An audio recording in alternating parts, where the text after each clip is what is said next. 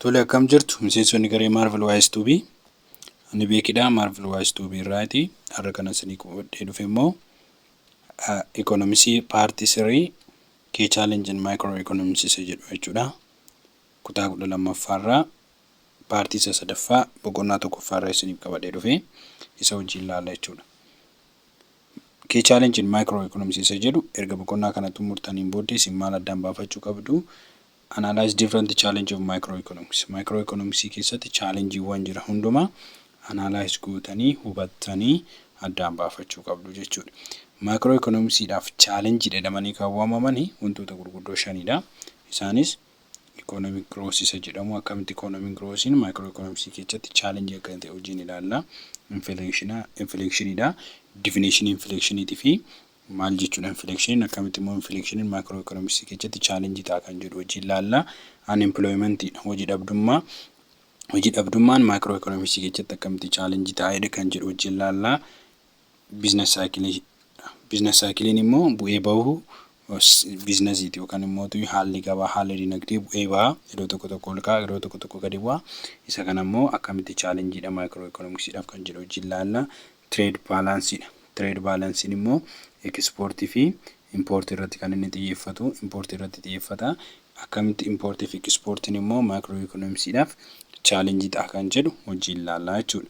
Isa jalqabaa paartii kanarratti kan wajjin ilaallu isa jalqabaa economic growth isa jedhudha jechuudha.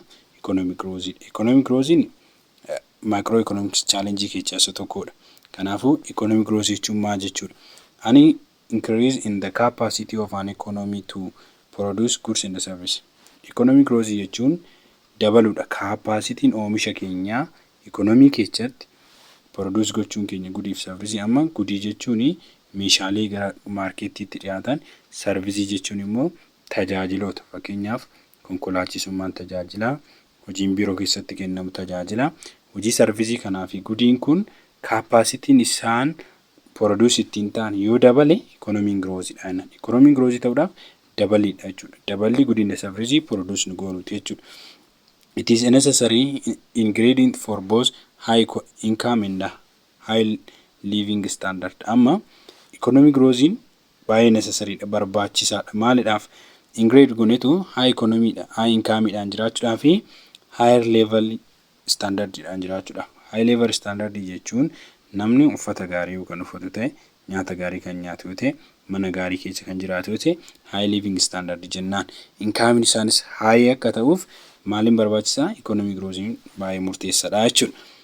Higher GDP per capita translate to better DT, health, life expectancy and greater education. Amma higher GDP biyya tokko keessatti haalli per capita income inni jennu kun mindaan nam tokkoon jechuun mindaan biyya teenyaa tiriliyoona tokko ta'e hammi qarshii biyya keenya keessatti socho'u. Hammi qarshii biyya keenya keessatti socho'u miliyoona tokko ta'e qarshii miliyoona tokko kana qarshii miliyoona tokko kana saba keenya population keenya harree yoo kan argannu inni sun maal jedhama? High GDP per capita income yookaan immoo GDP over population dha kan hir'usan jechuudha. GDP population dha harree kan argannu sun GDP per capita income. GDP per capita income kun yoo high ta'e yoo kan guddaa ta'u jechuudha. Jechuun miliyoona tokko nama keenya population keenya irree qarshii nuti argannu sun yommuu guddaa ta'u uummanni maalirra jira jechuudha? Better DT irra jechuudha. Nyaata gaarii argachaa jira jechuudha namni keenya. Healthy fayyaansaas fayyaa gaarummaa qaba jechuudha. Life expectancy jechuun hamma namni tokko daangaa umrii fakkeenyaaf namni tokko biyya tokko keessatti umriin jiraachisa isaanii baay'ina namoota umriidhaaf immoo average jechuudha. Average kan inni jiraatu umrii average jechuudha. Life expectancy ni jedhu kun maallani average umrii ilma namaati. Average umrii ilma namaa kun yommuu ol ka'u qaba jechuudha. Yoo maal ta'e higher GDP noo jiraate. San booda immoo maalidha? Greater education. Greater education immoo barumsa gaarii barumsa guddaa namni sadarkaa barumsaa guddaa irra yommuu ga'e higher GDP per capita income tu jira jennaani jechuudha. Inni kan biraa immoo GDP expand and sharing over time depend on the overall economic environment. Amma economy biyya tokko irratti hundaa'uudhaan environment economy biyya tokko irratti hundaa'uudhaan GDP yeroo tokko tokko hin babal'ata expand ta'a yeroo tokko tokko shrinking ta'a inni xiqqaachaa deema walitti dhiphachaa deema. GDP jechuun guddina biyya tokkoo sadarkaan guddina biyya tokkoo ka'eera GDP kanaa lakkoofti ittiin yeroo tokko tokko sadarkaan GDP biyya tokkoo gadi bu'eera jenna yeroo tokko tokko. Kanaafuu GDP kun baay'ee murteessaadha yeroo tokko tokko expandis ta'uu danda'a yeroo tokko tokko gadi bu'uu danda'a. Maarratti dippendi ta'etu ikonomii biyya tokkoo haala performaansii yookaan immoo environmentii biyya sanaa irratti based ta'eeti kan inni ol ka'u kan inni gadi bu'uu danda'u jechuudha. So the rate at which the real GDP of the country increase over a period of time is known as what? Economic growth rate jedhama. Amma yeroon reetiin real GDP biyya tokkoo kan maal itti dabale increase itti ta'e sun reetiin inni ittiin dabalaa jiru. Amma biyyi teenyaan yeroo tokko tokko GDP ishee 11 jedhama. Reetiin isheen akkasitti dabalte sun ittiin dabalte sun maal jedhama? Economic keessatti taayimiin inni ittiin guddate sun yeroo inni itti guddate sun walumaa galatti economic growth rate jedhama. Economic growth rate jechuun guddina diinagdee biyya tokkoo yeroo taayimii pireedii kennameef keessatti itti dabaltudha. Economic growth rate jedhamee kan waamamu jechuudha. Higher economic growth rate can be achieved by increasing the amount of factor of production such as labor, land, capital and their productivity. Lala economic growth higher economic growth akka dhufu yoo barbaadame maali dabaluu qabna increase gochuu qabna amount of factor of production kan jedhama wantoota afur inni tokko labor jechuun warra humnaan hojjetan jechuun weejii warra argatan laandiin immoo lafa wantoota lafa keessa jiran laandii duwwaa miti wanta lafa keessa jiran hunduma albuudota wantoota hundumtu laandiitti lakkaa'u. Capital jechuun maashinoota their productivity kan jedhu kun immoo oomisha nuti oomishu walitti qabaasaati. Kanaafuu dirqama higher economic growth galmeechuu yoo barbaanne maalii dabaluu qabna? Capacity jara kana hundaa dabaluu qabna. Laborii dabaluu qabna, laandii dabaluu qabna, capitalii dabaluu qabna, productivity isaas maal gochuu qabna? Dabaluudha qabna jechuudha. Akka economic growth kun galmaa yoo barbaanne. It has to be supported by institutional arrangements such as adherence to the rule of law, the protection of property right and contractual right by country government so that market can work effectively and efficiently. Ama yommuu dinagdee biyya tokkoo kana guddisuudhaaf economy biyya tokkoo kana guddisuudhaaf yommuu ka'amu maaliin institution garagaraa gargaaruu qaba arrangement yookaan support gochuu qaba. Keessattuu rule of law seerri biyyatti gargaaruu qaba. Protection of property right mirgi abbaa qabeenyummaas eegamuu qaba. Constitutional right by the country government biyya keessatti immoo haalli abbaan qabeenyummaa biyya sanaa government biyya sanaatiin kan eegamu yoo ta'e gabaan biyya sanii maal ta'uu danda'a haala sirrii fi haala sirna qabeechaan kan adeemsifamuu danda'a. Effectively sirnaan efficiently haala sirna keessa ta'een kan inni gaggeeffamuu danda'u. Kanaafuu dirqama institutioniiwwan garaagaraatis maal ta'uu qaba? Support ta'uu qaba guddina dinagdee biyya tokkoo jechuudha. Guddina dinagdee biyya tokkoo. Principally economic growth measure economy performance in terms of value of income, expenditure, output. Egaa duratti paartii suurata akkuma ilaalle sana economic growth biyya tokkoo karaa meeqaan kan inni measure ta'uu danda'u? Karaa sadiin measure ta'uu danda'u. Kan GDP karaa sadiin measure gochuu dandeenya. Output yookaan product value added kan jenneen income approach'aan akkasumas expenditure approach'aan. Kanaafuu biyya takka economic growth ishee kan ittiin measure goonu yookaan performance biyya sanaa kan ittiin measure goonu maalidhaan inni income biyya sanaa namni sabni biyya sana keessatti argamu lammiin biyya sanaa hammam argata income biyya sanaa maal fakkaata? Expenditure hammamoo baasiin inni baasii uummanni fayyadamu baasiin government mootummaan biyyattii baastu maal fakkaata? Outputiin oomishni oomishamu gara gabaa dhufu maal fakkaata kan jedhu economic growth biyya tokkoo measure gochuudhaan maal godhaa nu gargaara jechuudha. Karaan kunnis sadan duratti measure gooneerra jechuudha. Measuring real income in developing country is not simply because in developed country real income generally understood compared to that of developed country. Amma measuring real income in jedhamte real income biyya tokkoo developing countries akkasumas developing countries measure goona. Garuu kana keessatti jechuudha biyyoota developing countries isaan jedhaman biyyoota suuta guddachaa jiran yookaan biyyoota guddachaa jiran like Itoophiyaa kan akka Itoophiyaa jechuudha. Biyyoota akka Itoophiyaa biyyoota akka Afrikaa biyyoota Saaraa gadii keessatti real GDP isaanii yookaan immoo real income biyya tokko measure gochuun salphaa miti, simple miti. Because developed country keessatti real income isaanii generally maali understand compared to what developed country dha maali yookaan iiliya jechuun kubsata haalli isaan ittiin hubatanu akka ittiin hubatanu iyyuu sirrii miti jechuudha. Biyyoota developed country keessatti qarshii isaanii income isaanii real income isaanii irratti hubannoon isaan qabanu iyyuu biyyoota kaan yoo compare goonu understand goone yoo ilaallu maali miti compare goone yoo ilaallu wal qixa miti jechuudha. Biyyoota guddatanii wal qixa goone yoo ilaallu reason isaa maali? Reason isaa ilaallu tokko the national income account may understand the GDP in developed country because the majority of the population are what subsistence farmers who produce for their own consumption and such output are not correctly reported. Inni kun the national income account may understand yoo jenne amma national income biyya tokko kan biyyoota developed country yoo isaan understand godhan yoo isaan hubatan maalidha isaanii baay'ee isaanii biyyoota developed country keessatti subsistence farming kan jennuun fakkeenyaaf qote bulaan tokko bara kana hin qotaa kan barana inni qotu kun nyaata isaa duwwaadhaaf kan fayyadamu yoo ta'e gara gabaatti asii fidu gara maarkeetiitti asii fidu nyaata isaa only for foodidhaaf kan inni fayyadamu yoo ta'e lammata mootiyyuu substance isaa sun gabaan hin beeku yoo ta'e maarkeettiin maal hin godhu yoo ta'e hin beeku yoo ta'e maarkeettiin hin beeku yoo ta'e inni kun substance farming kun maal godha ofuma isaatii kan inni consumption godhu ofuma fayyadama sacha asputiin sun maal hin godhu not correctly reported gara gabaatti reported hin ta'u nama mootiyyuu data sana yookaan mootiyyuu data income sana gulaaluudhaaf yookaan galmeessuudhaaf bahe sanaafiyyuu dhugaatti reporting godhu correctly reporting godhu yoo tokko irraa hir'isa yoo tokko immoo itti dabala kanaaf not correcting godhu waa'ee ta'eef perfectly correcting ta'u waa'ee ta'eef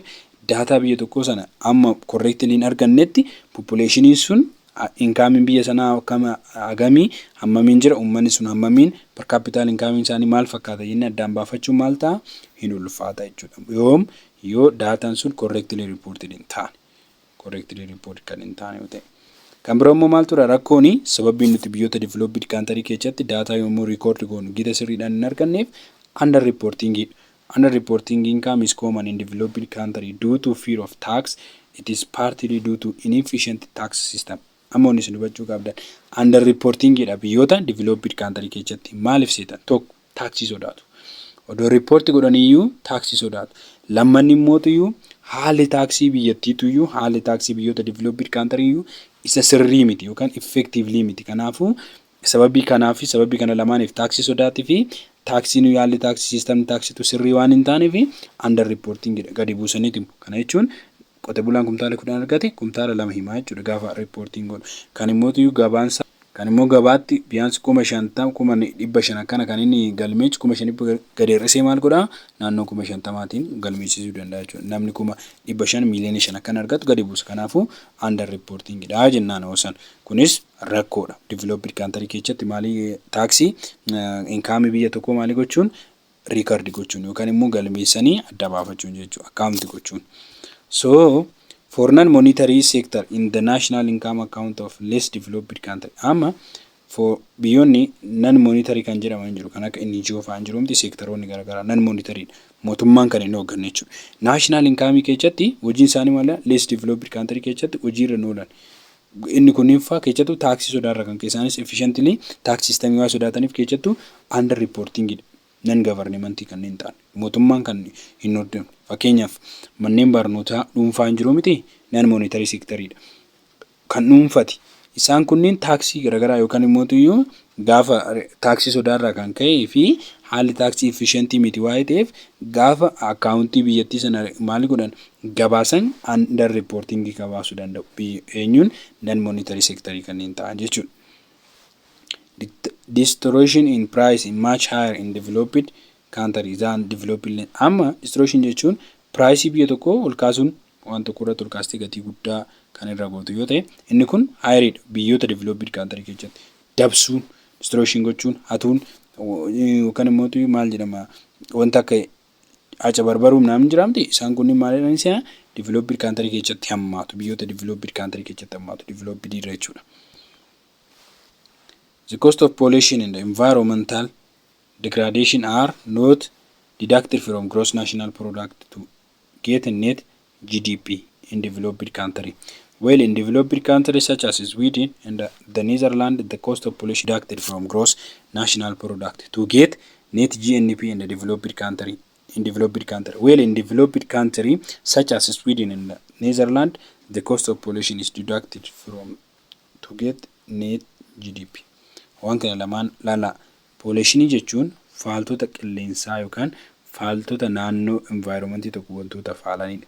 Environmental degradation jechuun immoo tuyyuu haala lafti fakkeenyaaf lafti tokko yookaan biyyee isaa dhabaa deemu ta'e lafti sun faalamaa kan deemu yoo ta'e hammi qabiyyee albuuda lafa sana haphachaa kan deemu yoo ta'e environmental degradation jennaan. Environmental degradation fi pollution cost of pollution jechuun fakkeenyaaf qilleensi naannoo sanaa yoo faalame warri naannoo sanarra jiraatan qilleensa naannoo sanaatiif gatii kafalu cost of pollution jedhama. Inni kunniin lamaan maal irraa hir'atu? Not deducted hin hir'atu gross national product irraa. Kanaafuu biyyoota developed country biyyoota guddachaa jiran keessatti irraan hir'atu waa'ee ta'eef inni kunis rakkoodha. Inni kunis rakkoodha. Net kan ta'e qulqulluu GDP qulqulluu argachuu hin dandeenyu yoom cost of pollution fi environmental degradation yoo irraan hir'atin. Garuu biyyoota developed country ta'an kan akka Sweden kan akka Netherlands keessatti cost of pollution fi environmental degradation kun maal ta'a? Deducted ta'a irraa hir'ata jechuudha. Irraa hir'ata. Wantoonni qilleensa faalan gatiin wantoota qilleensa faalanii akkasumas haphinni lafaa yookaan immoo lafti gara hongeetti deemuun lafaa kunniinis irraa hir'ateetu kan isaanii GDP isaanii irraa measure ta'a. Kanaafuu neetidha jechuudha qulqulluudha GDP isaanii. But yoo gara warra developed country warra biyyoota ING'tti guddachaa jiranitti yoo dhufnu garuu wantoonni kunniin irraa hir'atu waa'ee ta'eef GDP biyya sanaa efficiently fi effectively maalii gochuun record gochuun hin ulfaata jechuudha. In addition, the above simple measure of the growth has two limitations. Amma isaan amma duratti kaafne saniin alas limitation wal lama argachuu dandeenya. Jechatti biyyoota developed country kan akka Itoophiyaa like biyyoota saaraadhaa gadii keessatti. Fakkeenya first, the national income is in the value term which changes as price level changes. Even if physically value of good and the service remain the same, the growth rate could be positive for the simple reason that inflation has to be taken into account while measuring economic growth in real term. Amma ega waa'ee paartii lammaffaarratti waa'ee real GDP fi nominal GDP laalleerra. Nominal GDP isa jedhu laalleerra mitire. Real GDP kan jennuun exactly value of the country. Country'n takka value GDP ishee dhugaadhaan kan ittiin onno jedhu real GDP. Nominal GDP jechuun kan inflationiidhaaf bilisa bahedha. Inflationiidhaaf kan saaxilamedha. Inni mitire inflationiidha malee ragaa dhugaa nuun kennu jenneerra nominaliin. Gen real GDP'n value biyya tokkoo in term of quantity fi quality dhaan kan inni ibsu. But in term of price dhaan miti kan inni ibsu. Nominal GDP'n garuu in term of price dhaan ibsa. Kanaafuu biyyoota developed country keessatti rakkoon inni tokko maalidha? Price level to change ta'e malee maalin change hin taane value of termiin constant. Constant kana yoo siniin jedhu the physical value of good and the service remain what? The same. Value goodii fi service maal ta'an hin jijjiiramne. Price jijjiirame malee inni kun jechuun maal jechuudha? Inflationidha. Kanaafuu inflationitu jira jechuudha. Yookaan kanaafuu ragaan dhugaa yookaan immoo tuyyuu ragaa dhugaatii miti biyyattii keessa kan jiru. Laala kun amma inflationiidhaan erga kan ibsamu ta'ee reasoning isaa inflationitu erga gabaa keessa jiraate inni kun maalidhama? Nominal GDP dha. Nominal GDP immoo exactly value of the current value of the market in ibsu. Current value of the market yookaan economic growth sana measure kan ittiin goonu maalidhaani? Real GDP dhaan jechuudha. In term of real term dhaan. Kanaafidha ka nominal GDP'n exact value of the country kan inni ibsine jennee termii lammaffaarratti ilaalla. Kanaafuu biyyoota developed country biyyoota guddachaa jiran keessatti in term of value dhaan price to change ta'e malee value min maalidha? Service fi goodii daree same dha. Guddin hin jiru jechuudha. The growth rate could be positive. Positive inflation jira waa'ee ta'e positive dha. Garuu dhugaatti miti kan GDP biyya sanaa jijjiiramaa jiru jechuudha. Second, it is cannot taken into account population growth as there are several instances where population has grown more than the national income. Kunis rakkoo guddaa. Amma waa'ee uummataa biyyoota lakkaawii uummataatiin accordingly maaliin godhan isaanii yaada keessa galfatan waa'ee uummataa. Uummanni saffisni uummataa dafeeti kan saffisu. Gen national income isaanii ammi gatii isaanii gadi bu'aati kan inni adeemu. Kanaafuu population growth kun yoo caalaa kan deemu ta'e rakkoon population growth kun dabalaa kan deemu yoo ta'e ammas real GDP biyya sanaa beekuu hin dandeenyu jechuudha. Inni kunis rakkoo isa biraati jechuudha. In order to overcome them above two problem economics have suggest measuring economic growth in terms of rise in real per capita income, which is the ratio of total GDP to total population. Egaa akkuma duratti isinitti hime rakkoowwan kanneen furuudhaaf waa'ee populationii kana rakkoo populationii kana akka real GDP uummataan beekne kan nu oggu kana beekuudhaaf maalii gochuu qabna? Per capita income GDP fudhannee over maalii gochuu qabna? Populationii. GDP per capita GDP gaafa populationii dha hirru maalii arganna? GDP per capita arganna. GDP per capita real value isaa ibsa. Kanaafuu isa kana maalii gochuu qabna? Dabaluu qabna. GDP populationii dha hiramee gatii argamu sana ratio sana maalii dabaluu qabna? Isa sana dabaluu qabna. Kanaafuu which is the ratio of to GNP to total population isa kana jechuudha. GDP per capita kan jedhu. Taking per capita income as indicator of average standard of living as money limitation. Inni kunu amma per capita income kan jennu duratti maal jenne GNP jenne miti over population idha. Kanaayyoo doo fudhanne gatii wayin arganna. Gatii sanoo doo fudhanne inni kunu limitation mataasaa qaba. Hanqina mataasaa qaba. Guutummaan guutatti standard of living biyya sanaa maaliin godhu hin ibsu. Sababni biroo inni maal ibsiti? As an average measure it conglates more than it relevance. Amma maalita isa dhugaatirra isa walitti sissiqeetti nutti kan inni agarsiisu. Fakkeenyaaf as bira hiyyeessi tokko jiraachuu danda'a, as bira abbaan qabeenyaa tokko jiraachuu danda'a. Nuti immoo per capita GDP kana hirree population yaa'u qixxee average isaa kana yoo jennu inni kuniif walitti siissa malee conglates godha malee reality isaa lafa nuun kaa'u jechuudha. In recent years, this measure has come under increasing criticism as an index of development. Amma biyyoota guddachaa jiran keessatti yeroo asaanaa keessa measurein akkanaa kun GDP per capita inni jennu kun maaliif daara criticism yookaan immoo tuyyuu falmii tokko kan namoonni yaadichisan hin fudhatan hin didu isa san irratti kaasaa increase gochaa jira. Maaliif criticism irratti kaasaa jechuun yaada san hin fudhan fidanii diduudha. Maaliif seetan?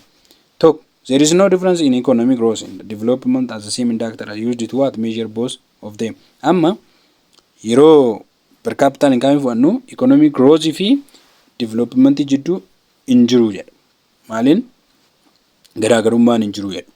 Again economic growth kan jennu in term of quantity dhaan. Economic development kan jedhamu immoo in term of maalidhaani life standard dhaan yookaan immoo value dhaan. Inni kun full capacity. Inni kun immoo the branch of development economic growth. Economic growth quantity bichaadhaan bakka number dhaan. Qualitative yoo ta'e waa'ee number bichaa kan nutti. Inni kun gen quantitative and qualitative. No difference. As the same indicator itti kan isaan fayyadaman rakkoon jiru kana laala criticism kan kaasu. Inni biroo immoo there is no relationship between the definition of the development and the measure of development in terms of per capita income. Per capita income jidduu waa'een guddinaatii fi hiikaa guddinaa development fi guddina jidduu definition isaatii fi waa'ee guddinaa jidduu kan jiruun per capita laan relation isaa sana lafan kaa'u. Inni kunis rakkoo isa biraati jechuudha. Therefore attempts have been made to use other indicator of development. Kanarraa kan ka'e indicator of development kan jedhan kan biroo kan isaan fayyadaman. Indicator of development kan jedhaman per capita income bichaa miti. GDP per capita income qofa miti. Kan biroo sin jiru jechuudha. Others fayyadamaa jiru jechuudha. Sababa kanarraa kan ka'e ulaagaa duratti kaafne san guutuu waa'ee dadhabeef jechuudha. So a measure of development must to take into account not only level of per capita income and its distribution but also the indicator of quality life such as level of education and health status. Maal jenne duratti ka guddinni dinagdee biyya tokko measure of development in guddinni dinagdee biyya tokko per capita income duwwaadhaan maalii ta'uun qabu maalidhaan malee indikaatoroota birootiin kan akka quality of life itiin such as quality of life yoo jennu qulqullina jireenya tamma nam tokko jireenya gaarii yoo jiraata such as education nama barate nama waa'ee isaa sana waan jiraatu sana haala gaariidhaan qabatee waan hojjennu sanas immoo education mataa isaa danda'e kennuu danda'u health status nama fayyaa qabu hojjetee bahee danda'e galuu qabu kanaan ibsamuu qaba malee per capita income qarshiin argatu qarshii isaa hiramee GDP over population and hiramee argatu sana qofaan osoo hin taane education isaatii fi health status isaatis measure ta'uu qaba. Development in criticism duratti sana kan kaasite isa kan. Kanaaf this lead us to index called Human Development Index. Human Development Index kan jedhu kanaan ibsama jechuudha. Waa'ee health fi waa'ee education'itiin life nama tokko development biyya tokkootii fi haala quality of life kan ittiin ibsinu sanatu maal jedhama? HDI yookaan immoo Human Development Index. Human Development Index isa jedhu kan haalaalume. Human Development Index isa jedhu kan haalaalu. Human Development Index kana developed kan godhe was developed by United Nations Development Program. United Nations Development Program itu Human Development Index kana maal godhe developed godhe yookaan immoo make godhe jechuudha. So it is sometimes called quality of life index jedhamee waamama. Akka dottiisan kanaafu quality of life index jennee waamna. Quality of life index jennee kan waamnu development biyya takkaa per capita income qofaan ibsuun qabnu waa'ee ta'eef quality of life dhaan ibsuu qabnu jedhanii waa'ee yaadanii fi United Nations Development Program maaliif fidanii the Human Development Index fidanii jechuudha. It is basically Human Development kun maal ibsama? Human Development Index kun it is basically a non-monetary index which is measured the level of development. Non-monetary government dhaan miti kan inni ibsamu. Kan government dhaan ala ta'e non-monetary ta'eetu garuu waa'ee level of development kan maal godhu kan ibsudha jechuudha. Kan ittiin measure goonudha. Amma development biyya takkaa guddateetti yoo jenne Human Development Index dhaan yoo ibsuudha barbaannu sadarkaa education isaanii, sadarkaa life isaanii, haala soorata isaanii, haala uffannaa isaanii, haala fayyaa isaanii irratti based ta'anitti kan nuti ibsinu malee hamma qarshii isaan duwwaa argatan duwwaa irratti miti based ta'anii kan ibsinu. Maalidhaani? Human Development dhaan, Human Development Index dhaan. Kanaafuu level of development kan ittiin ibsamu non-monetary ta'ee indexing kun kan ittiin ibsu level of development measure ittiin gochuudhaaf nu gargaara jechuudha. Take a number of non-monetary indicators such as educational stock, flows, fertility, mortality rate, availability of physical and social infrastructure. Kana walaaltanii amma Human Development Indexing kun non-monetary ta'eetu qaama mootummaan hin hoogganne ta'eetu indicatoroota such as educational stock haalli barumsaa namni maalirra jira jechuun barumsa ichaan ga'e sosochiin barumsaa maal jira hammi dhalachuu namootaa maal fakkaata daa'imti dhalate guddachaa irraa kan jiru mortality rate hammi du'aa maal fakkaata availability of physical and social infrastructure ijaarsoleen fakkeenyaaf infrastructure kan jennu bu'uurota mitiire bu'uura soshaalii keessatti hawaasummaa keessatti bu'uura ijaarama nama fakkeenyaaf kan akka daandii, kan akka karaa jechuudha, kan akka bishaanii, kan akka buufata fayyaa, kan akka manneen barumsaa fiizikaaliidha isaan. Soshaalii isaan kan jennu immoo hawaasummaa keessatti fakkeenyaaf kan akka sirna hawaasummaa nagaa nama kan eegan kanneen maal fakkaata kan jedhu sana infrastructure kanneen kan maal godhu kan availability sun maal fakkaata jedheeti kan lafa kaa'u. Human Development Indexing malee qarshii duwwaanii miti measure kan godhu jechuudha. Kanaaf isa kana kan developed goote United Nations Development Programming kan isaan fidanii fi Human Indexii kana maalii gochuun qabnu gaafa waa'ee ilma namaaf measure goonu per capita income duwwaadhaan ta'uun qabu jedhanii criticism isaan kaasassan. Criticism isaan kaasassan criticism isaantu maalii ta'e deebi'ee Human Development Index dhaan furamee jechuudha. Kun paartii sadaffaadha. Paartii arfaffaa mootiyyuu inflation isa jedhu mata duree inflation isa jedhu walitti deebinaa yaada qabaattan koomentii qabaattan nuuf kaa'u.